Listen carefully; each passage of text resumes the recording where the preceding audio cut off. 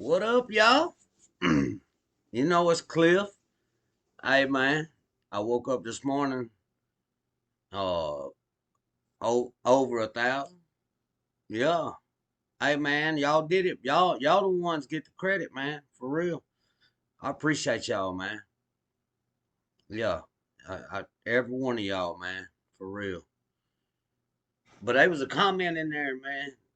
Somebody said, "Hey, man, kind of tell us how you basically ended up down the wrong path and all that." And man, I'm gonna tell this. Um, I ain't gonna like tell it completely detailed, man, because I gotta take my kid horseback riding here in a little bit, and I don't want to get all tore up and stuff about it. But this is how it went down, man. Um, I was on opiates and stuff all through my 20s, pretty bad. I ended up in the methadone clinic a time or two, and then I went back to opiates, and then you know, Suboxone, anything, man. I was, and then finally, I went. Finally, man, I'd been on probation for so long, man. Like I from the time I turned 18, 16, hell, from the time I was 16 to like 28, 29, man, I'd been on probation the whole time, and I was sick of it. So, like, I went and did. They told me in there one day they was like, well, we'll just add on 2 more years to your probation. And I was like, no. And they was like, well, the alternative's 100 days in jail. And I was like, okay, well, let's do them 100 days then. I got to a point where I just was like, I'm not going to, why wasting folks' time when I wasn't going to stay clean and they calling you down there and wanting to piss test you and stuff. So why not just go on and do them days and kill it? Be old. You know what I mean? Ain't no paper, ain't no, you got to come down here every fuck all that shit. Excuse my language. You know, but anyway, um, I come home, man, and the day I come home, my mama was cool, man. She was a good woman, man, and she'd give me a few pain pills or whatever, and Roxy's or whatever, and this big girl I knew called me up, and she wanted to know if I had any of them things, and I was like, man, yeah. I was like, I just got out, and she's like, I know it. And she was really wanting to hit. She had been wanting to hit me. Probably still does. And don't get me wrong, I've hit some big girls before. I ain't gonna lie about it. I done took some for the team several times, boy. All everybody has. Don't act like I'm the only one that hit a big. Anyway. So she was wanting to try to do something. I was like, no, I told her, she knew it. I'd tell her no. And then, but that night she come over there and I gave her a couple of, or sold her a couple of things, whatever. And she was like, hey, I got a fine ass homegirl I'll hook you up with if you'll give me a couple more of them. And I was like, man, bring her over here. Let me see what kind of fine you talking about.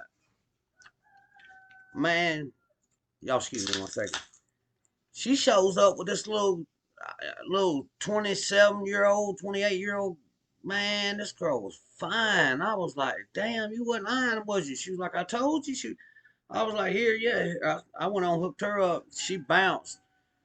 Well, at that time, man, I didn't shoot those drugs or whatever. Like, I just, I took pills, eat them, and um, if I did some meth, I'd smoke it. Like, I never did shoot. Well, that's what this girl did. And the sex was so good that it got to a point where I thought that if I didn't start shooting with her, that she was going to leave, and go. Because, I mean, people that shoot dope don't want to be with people that don't. I mean, seriously, they want somebody that's going to shoot with them and all that. So, anyway, I tried it one time, and then I ended up starting doing it, and then the girl left me anyway, and so now I got a habit, and she's gone, whatever. And man, it's messed up how it happened, man. But um, that girl I was telling y'all about in them other videos, that one that tried to that was crazy, that put me out at the store, and then she tried to damn, what else damn, what she, hang on y'all, my mind froze up for a minute. The girl that put me out at the store, Aunt Haley anyway, she's always wanting to fight. So she was staying with me down there at the house, man, and she wouldn't get up one morning. And I was in my mama's car, man, and I'd been on about a 7 day bender on that ice. Um, oh yeah, the girl, right? Hey, dude, she was trying to rob my money bag, man, my dope and stuff, and I slipped her a couple times. Yeah, she was the one I was talking about. That tried to, when I changed it over to that, from that little thing, boy, she was mad as had the nerve to text me. Why? I can't believe you hid your stuff so I couldn't rob it. I was like, you motherfucker, do you hear yourself right now? Like, but anyway, she wouldn't. I was in my mama's car, and my mom lived in some apartments about 2 or 3 miles up the road from me, and um, I had the money this one certain day that when I got up, me and her got up, I knew we could go get an 8 ball and ride around and get high, and she didn't want to get up. She was, being grumpy and stuff. So finally, I was like, you know what? I was like, I'm gone.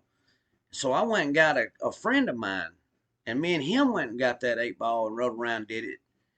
And man, my mama had been texting me all day long, blowing me up, wanting me to come home. Son, please come home. I'm worried about you. You've been gone for days. Please come home and go to bed. Blah blah blah.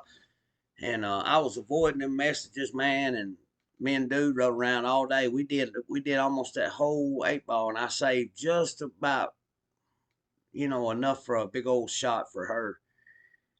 And anyway, when I dropped him off, man, something just kind of like I don't know, something hit me. I was like, man, you know what, man, I need to go home. I need to listen to my mama for real.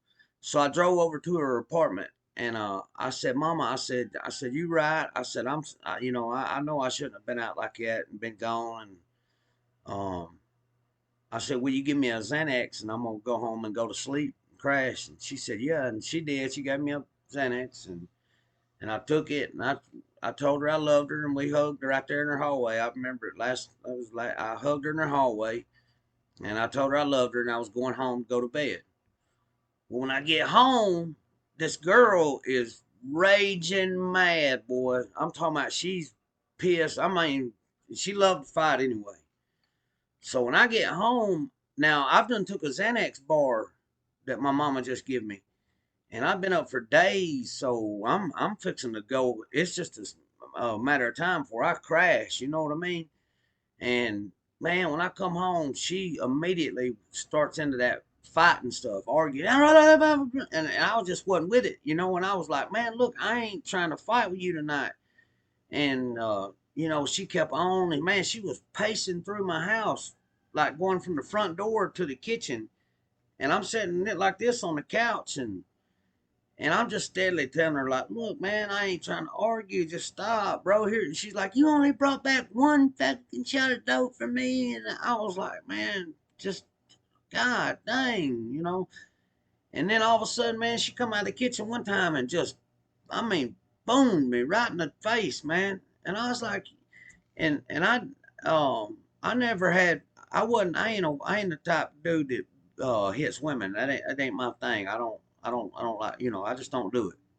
I mean, but anyways, the girl hit me, man, and I was like, bitch, I was like, you better don't be doing that now, and she walked back in there and paced again, and all of a sudden, man, she hit me a second time, and I was like, and and I'm trying to crash, and that Xanax is pounding me, boy, and she finally hit me a third time, man, and she had walked over toward the door, and I just kind of snapped, man. I jumped up and grabbed her and had her up against the door, and this bitch, she started hollering, right, right, and I was like, you stupid. And I just turned and like slammed her on the floor, and I put my hand on her mouth, and like, man, I ain't even gonna lie to you, I can see, like, I ain't justifying, y'all, I ain't justifying it or nothing like that. I promise you. I'm just saying, I can see how, like, on some of these TV shows, how men, like, can lose it in just a moment and do too much and actually take somebody, you know what I mean? Um, like I mean when I slammed her down like that was the first thought it could like you know and that was crazy and then all of a sudden I was like no man and I just got up I was like I'll just whatever if you want to call the law whatever I'll just go to jail I ain't hitting you if I gotta if it's come to the point that me and you gotta hit each other then let's just cut the call this quits because that ain't how it should be and that was wrong of me for even though she hit me all that ain't no excuse to say you know and go and do what I did but it happened but anyway the girl calls my mama gets my mama involved Donna he's hit me down here or he choked me down here and throw me down blah blah blah so my mom trying to be cool tells the girl look Michael just bring the girl up here let her stay the night here and that'll you know keep her from calling the law on you you know, that'll defuse the situation. Well, I go to take this girl up there, man, and when you go into those apartments where my mom lived, it kind of veered left, and then there was a Piggly Wiggly right here, and there was a little maintenance road or like I don't know service road went down behind it, and they had the dumpsters, garbage dumpsters down there, the big garbage dumpsters, you know. And man, I remember when I was taking her up there, right when we got to that curve, she goes, I want a fucking drink from the Coke machine. And so instead of going left to my mama's apartment, I went down that service road and you can go right around the Piggly Wiggly there and there's a Coke machine. And they had Cokes for like 35 cents. So everybody in the town bought them, you know. But anyway, man, when I went to go straight down that road, I remember looking up at the apartment complex and I could see my mom standing out there in her nightgown. She was waiting on me or waiting down on that girl, you know. And man, all of a sudden that freaking girl screamed at the top of her lungs. And bro, I looked up and I smashed that garbage dumpster head on, man, in my mama's vehicle, man. Just, I mean, smashed it, man. I didn't have driver's license. I didn't have insurance or nothing. And my first instinct was to run. So I backed it up and I had no idea how bad the damage was. And I put it in gear and I was shot around the building and the car was like driving sideways where I'd done messed the front end up, you know. And it came to a stop out there in the Piggly Wiggly parking lot.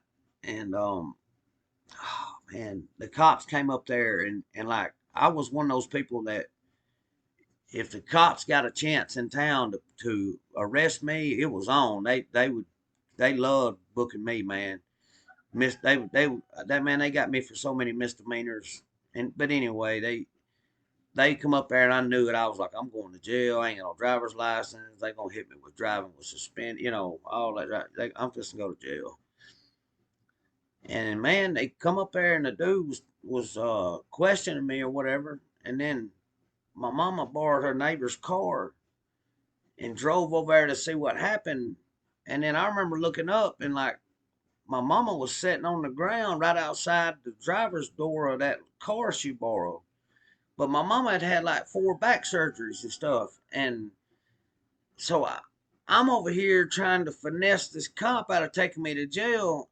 And I'm also figuring out too that, man, what is this is weird because this dude usually like they've done got me hooked and booked by now.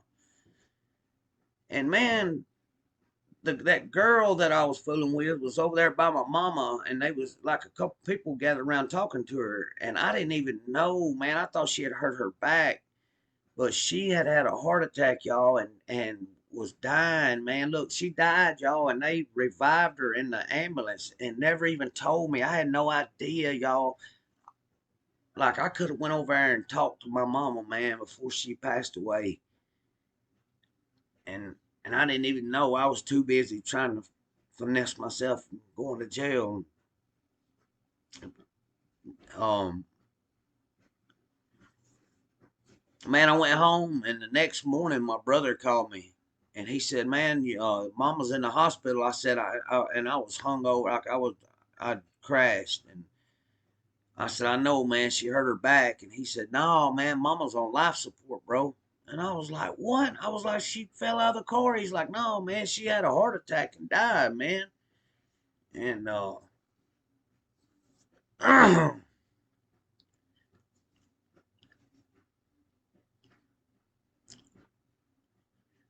she ended up on life support for 4 days, 5 days, and I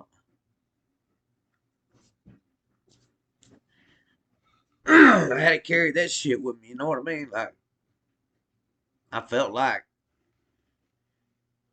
had I not been fucking up at that moment and brought all that bullshit to her door, I don't feel like she would have got stressed out and had a heart attack. And she lost too much oxygen to her brain. Even though they revived her, she had went she had went too long.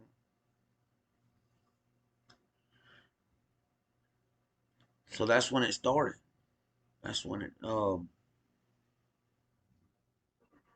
I started doing that dope, and then I learned how to do. A friend of mine teach me how to cook it, and then I learned how to cook it, and then I took off. And, um, I loved it. I mean, it killed all that pain, man. I didn't have to think about that. None of that. I didn't have to deal with none of that. But I'll tell you what was fucked up, man. Is like 1 year from the day my mom died, nearly, I got sent to prison. But during that year, man, I went so hard. I mean, I cooked every day. Even if I had dope, I cooked every day. And then I hit prison, man, and I had to get sober. And then I had to deal with that shit. Man, you talking about messing with your head. I mean, I ain't gonna lie to you guys. Even the ones of you that's been there know, um, yeah, you can survive prison and all that. You know what I mean? But man, I'm gonna tell you something. When all you got to do is just lay around and think about shit, and you ain't high or nothing, you straight. Well, I'm gonna tell you what, that shit, it'll get to you, man. Cause we did some messed up stuff. I did some messed up stuff in my using days. And yeah, man, just always feel like I